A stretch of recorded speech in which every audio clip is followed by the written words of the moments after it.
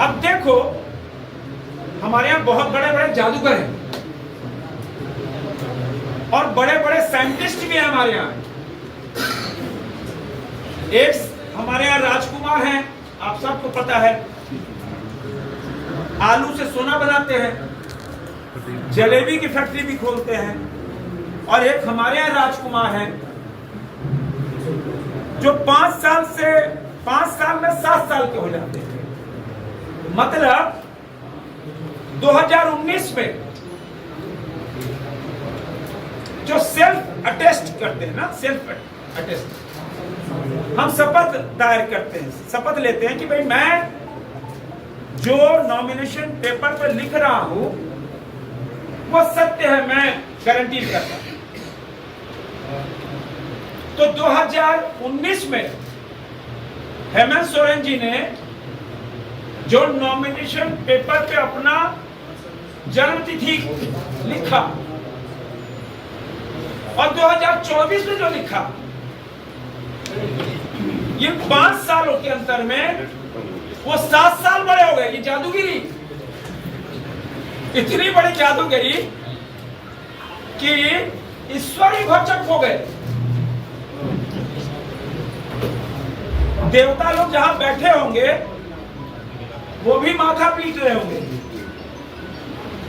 कि एक आदमी 5 साल में 7 साल कैसे हो सकता है। ये फ्रॉड है, ये चीट है और चुनाव आयोग के साथ चीट है। हमेशा आप देखो, ये इंडी गठबंधन वाले लोग जब चुनाव हारते हैं तो कहते हैं चुनाव आयोग ने प्रश्न चिन्ह लगाते हैं, ईवीएम में प्रश्न चिन्ह लगाते हैं। अब इन्होंने चुनाव आयोग को ही ठग लिया। राज्य की जनता को तो ठगते ही आ रहे, चाहे युवाओं को ठगना हो, महिलाओं को ठगना हो, 2000 रुपए चूल्हा खर्चा देंगे, शादी में एक सोने का सिक्का देंगे। दिशोम गुरु की कसम खाई थी इन्होंने कि भाई हम तो दिशोम गुरु शिबू सोरेन जी की कसम खाते हैं कि 5 लाख नौकरी नहीं देंगे तो राजनीति तो संन्यास लेंगे। तो सबको ठगा। अब तो ताजा उदाहरण है कि चुनाव आयोग को भी ठग लिया। ये पब्लिक प्रॉपर्टी हो जाती है। हम जो नॉमिनेशन पेपर में डिक्लेरेशन देते हैं वो पब्लिक प्रॉपर्टी हो जाती है। आप नेट में आप चेक कर सकते हैं। अब तो चुनाव आयोग को संज्ञान लेना चाहिए कि उन्हें 2019 में उन्होंने फ्रॉड किया कि 2024 में फ्रॉड किया। चुनाव आयोग को तुरंत इस पर संज्ञान लेकर कार्रवाई करनी चाहिए। एक संवैधानिक पद पे बैठा हुआ था। This is not human error, this is fraud. और तभी भारतीय जनता पार्टी, क्योंकि हम तो चुनाव पे विश्वास है, हमको संविधान पे विश्वास है, हमको ईडी पे विश्वास है, हमको सीबीआई पे विश्वास है, हमको इनकम टैक्स पे विश्वास है, हमके देश की जनता पे विश्वास है, देश की सेना पे विश्वास है, हमको तो सब पे विश्वास है। अब विश्वास तो करने वाले वो लोग हैं। और कितना फ्रस्ट्रेशन है, इनका काउंटडाउन शुरू है। राज्य की जनता का मूड इन्होंने भग लिया कि जहां भी जा रहे हैं इनको निगेटिविटी महसूस हो रही है। तभी यह फ्रस्ट्रेशन में आके गलतियां कर रहे हैं। राज्य की जनता ने इनको नकार दिया है और भारतीय जनता पार्टी पूरे सूबे के अंदर जो उत्साह का वातावरण दिख रहा है। मैं अभी खिजरी में सुबह था, अभी बाबूलाल मरांडी जी के साथ मैं पिठोरिया में था। कार्यकर्ता तो छोड़ दो, आम लोग, आज तो दिवाली का टाइम है, दिवाली के दूसरे दिन आज भी नहीं दिवाली है, तो लोग घरों में रहते हैं। लेकिन आज पिठोरिया में जो भीड़ उमड़ी, सिर्फ कार्यालय उद्घाटन में गए थे।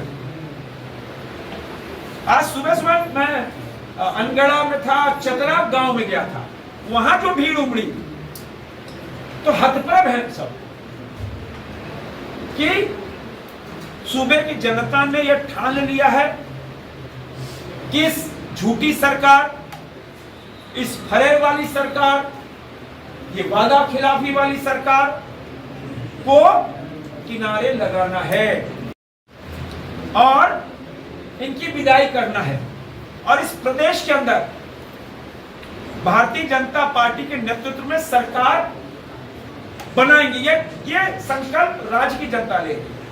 अब इतना फ्रस्ट्रेशन में है कि अब व्यापारियों को भी धमका रहे,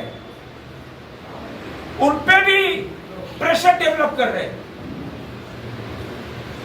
उनको भी कार्रवाई का भय दिखाकर कार्रवाई कर, एक भय का वातावरण। लेकिन कितना कर लो, भाजपा कार्यकर्ता को आप डरा नहीं सकते, भाजपा समर्थकों को आप डराकर धमकाकर कार्रवाई कर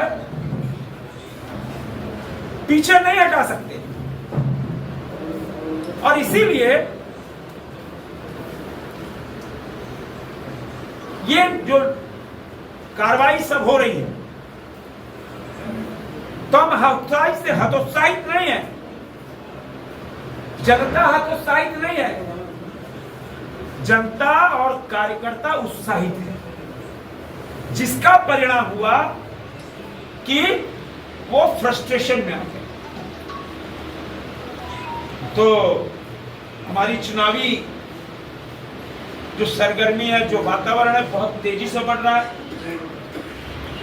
और मैं तो अपने रांची लोकसभा की बात कर रहा हूं। रांची विधानसभा, हटिया विधानसभा, कांके विधानसभा, खिजरी विधानसभा, सिल्ली विधानसभा, ईचागढ़ विधानसभा, ये 6-0 होगा। 6-0 से एनडीए गठबंधन रांची लोकसभा में लीड करेगा। और सीपी सिंह जी जो लगातार 30 वर्षों से सेवा भाव से, आप सब गवाह हो, छोटी से छोटी घटना में सीपी सिंह हाजिर होते, 24 घंटा फोन खुला रहता है, 2 बजे रात में भी उठाते हैं फोन। आप कोई घटना बता दो पिछले 30 सालों में, मैं चुनौती देता हूं कि रांची में कोई घटना घटी हो, सीपी सिंह नहीं मौजूद, चाहे वो कोई घटना हो। अब सीपी सिंह घर घर के माने पारिवारिक सदस्य हो गए रांची में। शादी ब्याह मांगलिक कार्य, कहीं कोई गमी हो, सीपी सिंह हाजिर है। तो हमको तो ऐसा ही प्रतिनिधि चाहिए जो हमारे घर का हो, बांग्लादेशी नहीं हो।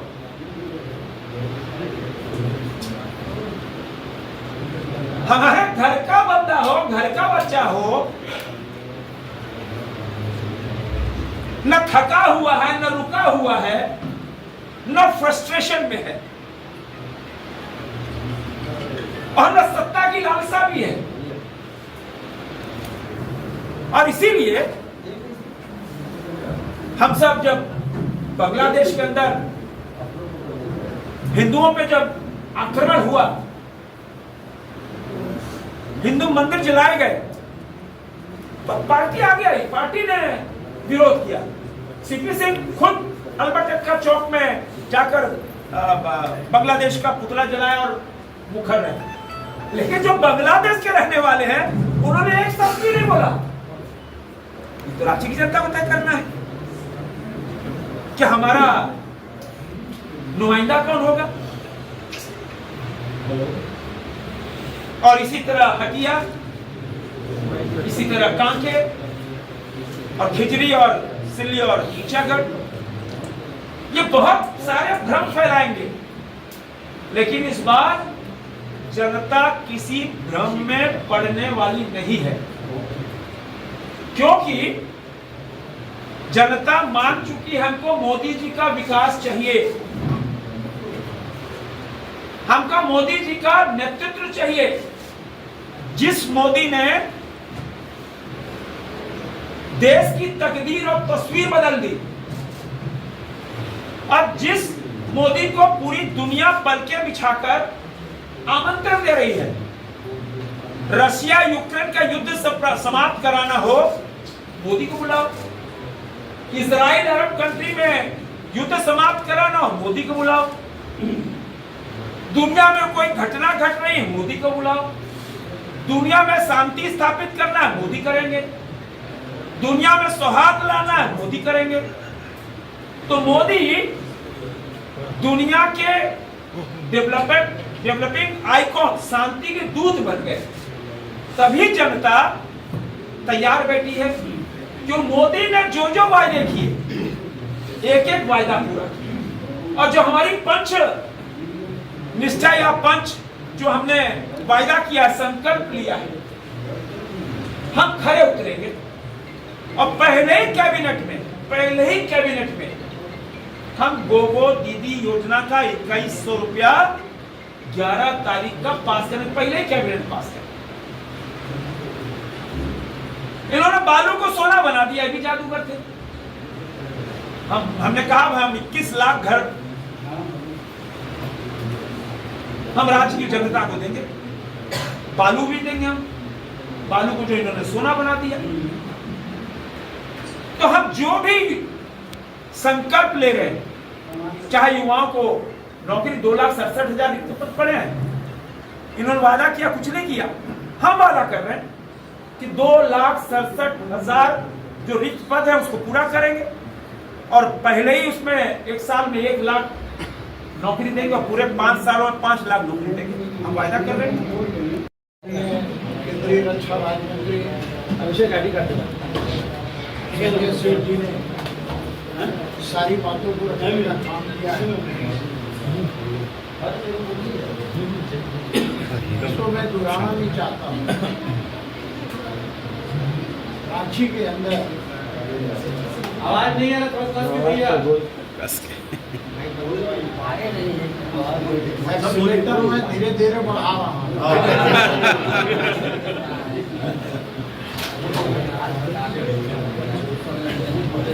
मैं रांची विधानसभा की बात कर रहा हूँ। रांची विधानसभा के अंदर रांची की जनता 13 नवंबर दिन बुधवार को पूरे परिवार के साथ कमल फूल का बटन दबाने के लिए उत्साहित हैं।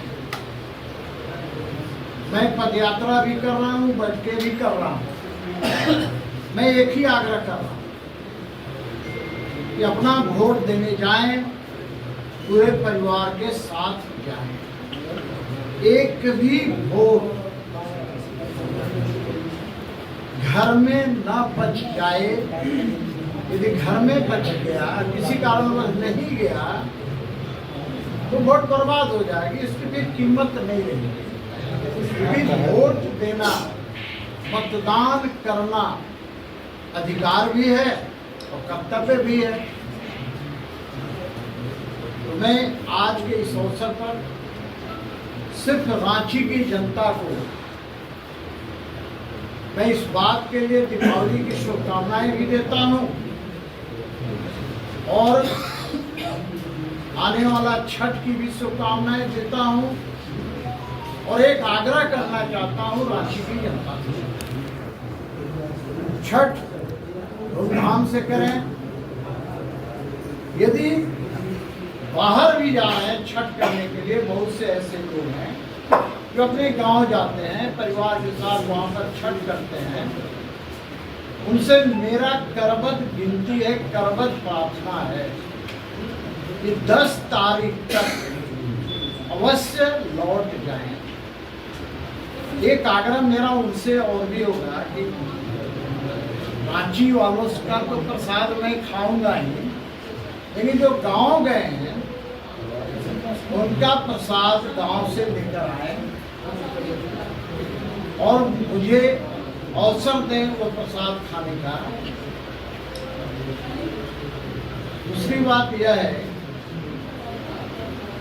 कि आज रांची के अंदर जहाँ जहाँ अभी मैं घूम रहा, चाहे वो महिला हो या बुजुर्ग हो, चाहे युवा हो, सारे लोग एक ही बात बोलते हैं कि आपको आने की जरूरत क्या है। हम लोग तो पुराना वोटर हैं, हर समय भाजपा को वोट देते हैं, और हमारे कार्यकर्ता क्या नारा लगाते हो, गली गली में जाते हैं तो सीपी भैया आए हैं, गली गली बनवाए, और लोग दुष्प्रचार करता है। मैं चुनौती देता हूं, रांची के अंदर जिस गली में जाएंगे आप, सीपी सिंह का बोर्ड आपको नजर आएगा। हाँ, अभी मैंने बालू के चलते, बालू उपलब्ध नहीं रहने के चलते, बालू ब्लैक होने के कारण लगभग 145 योजनाएं खिजगली में जाकर स्थान पर शिलान्यास किया है, और अपने आवाज से भी लगभग 45 योजनाओं का मैंने शिलान्यास किया है। वे योजनाएं बालू उपलब्ध नहीं रहने के कारण कार्य प्रारंभ नहीं हो सका। सर बालू उपलब्ध